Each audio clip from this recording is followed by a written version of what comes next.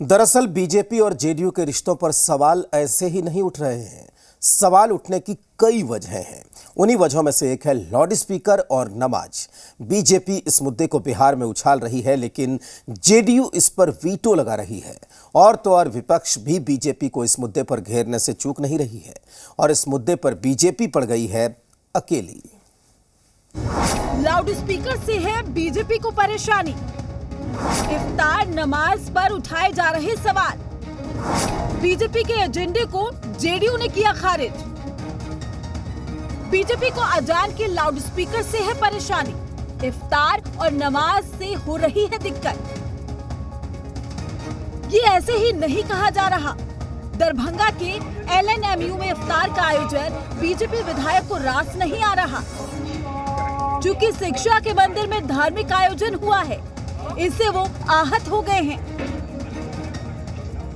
शिक्षण संस्थानों को धार्मिक संस्थान बनाना किसी हालत में भी उचित नहीं है। वहाँ किसी हालत में भी रोजा, नवाज, इफ्तारी, इन सब से शिक्षण संस्थानों को, विश्वविद्यालयों को जो अपर शिक्षा देती है, इनको अलग रहना चाहिए। नमाज को लेकर भी बीजेपी विधायक आपत्ति जता चुके हैं।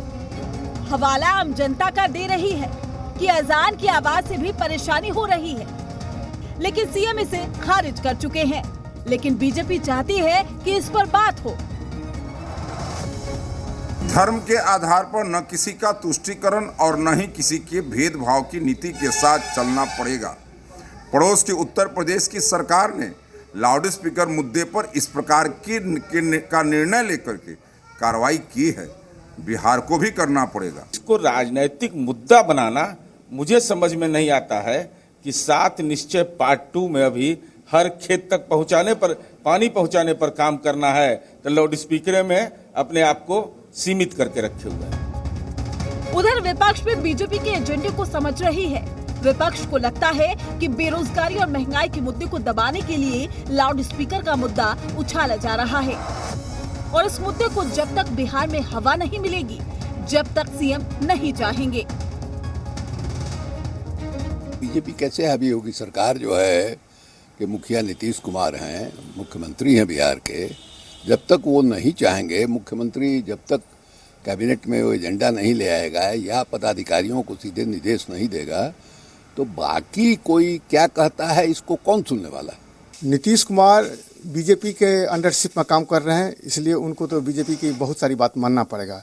लेकिन इस संबंध में सुप्रीम कोर्ट, राज्य के हाई कोर्ट का एक नीति निर्धारण किया हुआ पहले से है, उसका अनुपालन वो करवाएं, उनके लिए वही बेटर होगा। और उत्तर प्रदेश का मॉडल और गुजरात का मॉडल कोई जरूरी नहीं है कि पूरे देश में लागू हो, इसका मैं विरोध करता हूँ। जिस एजेंडे पर बीजेपी काम कर रही है, वो दरअसल नीतीश की छवि के उलट है। जेडीयू नहीं चाहती कि इस लाउड स्पीकर के मुद्दे पर राजनीति हो, इसलिए सीएम ने इसे सीधे सीधे बेकार का मुद्दा करार दे दिया। पर बीजेपी पीछे हटने के मूड में नजर नहीं आ रही है। ब्यूरो रिपोर्ट, जी मीडिया। लाउड स्पीकर को लेकर हो रही राजनीति पर मांझी ने बीजेपी की आलोचना की है, तो बीजेपी कोटे के मंत्री